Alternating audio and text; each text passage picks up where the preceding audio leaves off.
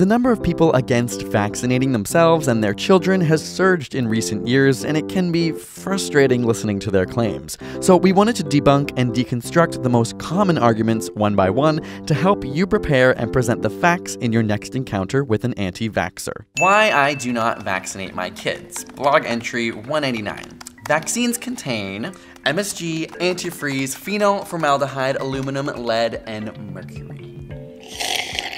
It's true, vaccines contain chemicals. Vaccines have contained mercury, aluminum, and formaldehyde, ingredients that can be toxic. What else can be toxic?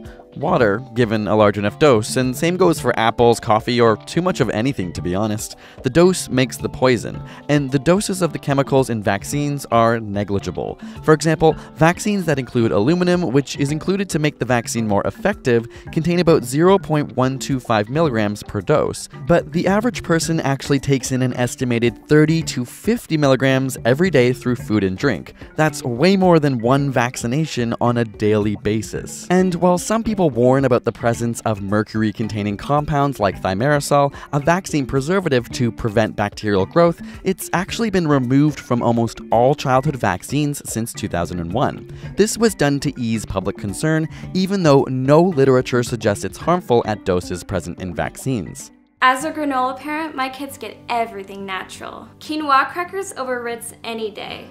Because can't we just all agree that the natural route is better? So just let your child's immune system develop naturally and save them a lifetime of pain. Vaccines introduce a weakened form of the germ to your body so that the immune system can learn to recognize it. Your body then builds its defenses, so it's prepared to fight off a real attack later. And it's true, naturally, newborn babies are immune to several diseases because of the antibodies they receive from their mother's breast milk and the thousands of germs we're exposed to from the moment we're born, but vaccines cover the diseases you don't have immunity against. It's why we don't vaccinate for every single disease possible, just those which are most dangerous. And children are given shots at a young age because this is when they're at the highest risk of getting sick or dying. But what about allergies? My second cousin Lisa got her kids vaccinated and now they have a peanut allergy. I don't want my baby to get allergies. In 1997, people began to question whether there was a connection between vaccines and allergies, and then a study of 2,100 participants ages 5 to 6 found that vaccines actually have the opposite effect and instead have a protective effect against allergies. I mean, how bad are the diseases that these vaccines are preventing anyways? My little sport here stuffed like a packed sausage got my genes, so he's built to last. If you got the measles, what's the worst that could happen? Vaccines have done such a good job preventing so many diseases that many generations have never seen them. But here's what these diseases looked like without vaccines. In 1967, smallpox was responsible for millions of deaths. By 1980, it was completely eradicated due to an intensive vaccine campaign. Before polio vaccine was available, 13,000 to 20,000 cases of paralytic polio were reported each year in the United States. This meant thousands of children had to use braces, crutches, wheelchairs, and ventilators to breathe. From 1964 to 65, before the rubella vaccine, there were 2,100 neonatal deaths and 11,000 miscarriages, and of the 20,000 born with rubella, more than half ended up deaf, over 3,000 blind, and 1,800 with mental delays. As for measles, before immunization was available, nearly everyone in the US got measles because it's extremely contagious. The World Health Organization estimates that regular vaccination has prevented 20.4 million deaths from measles worldwide from 2000 to 2016. Okay, but you still haven't covered autism.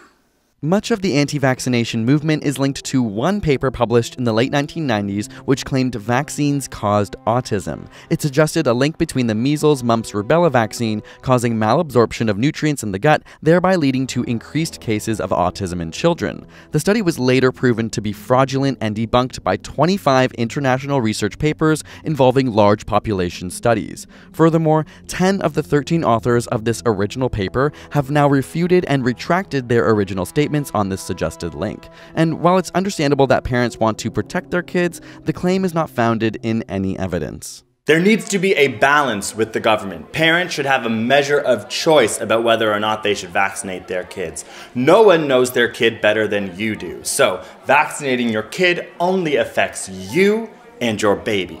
This is simply not the case. Vaccines protect you, and perhaps more importantly, it helps other people. If you're not sick, you can't spread the disease to those with weaker immune systems, particularly the very young or elderly, and those who may have medical conditions in which they can't be vaccinated. For example, those undergoing chemotherapy. The more people that are vaccinated, the less available real estate for the germs, meaning its spreading ability is squashed. This principle is called herd immunity. For the vulnerable in our society, herd immunity is their best protection. The NSA, the CIA, the FBI, big corporations, big pharma, the amount of drugs they've taken off the market, trusting those suits is practically a death sentence. Pharmaceutical companies do make money from selling vaccines. One estimate puts the vaccine market now at $24 billion, which is huge. But if you want to talk money, a study found that in the US between 1994 and 2013, vaccine created a net savings of $295 billion in direct costs and $1.38 trillion in societal costs. It's true, drugs have been pulled from the market after harmful side effects came to light. However, vaccines are among the most highly regulated substances we can put into our bodies, in part because they're given to healthy people, usually children, as a preventative measure rather than a treatment.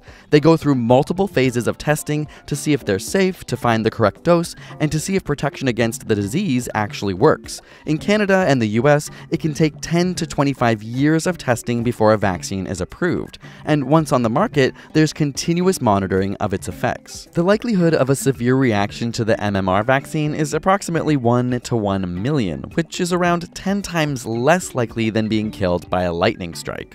Thank you so much to Bill and Melinda Gates for sponsoring today's episode. This video is meant to highlight the importance of vaccines, which save millions of lives every year. Vaccines are a great example of how modern medicine and technology have decreased disease worldwide. It's part of the reason why the number of children who die every year has been cut by half and continues to go down. Though sometimes it's hard to feel like it, there are many reasons why we should be optimistic about our future. This becomes pretty clear when you focus on the brilliant scientists, dedicated individuals, and new ideas that are solving some of the world's toughest issues. Head to gatesletter.com to learn in the annual letter from Bill and Melinda Gates why they're so optimistic about the future. Thanks for watching, and if you haven't already, go out and get your flu shot. And parents, please just vaccinate your kids. Thanks a lot, okay? We will see you next week. Bye.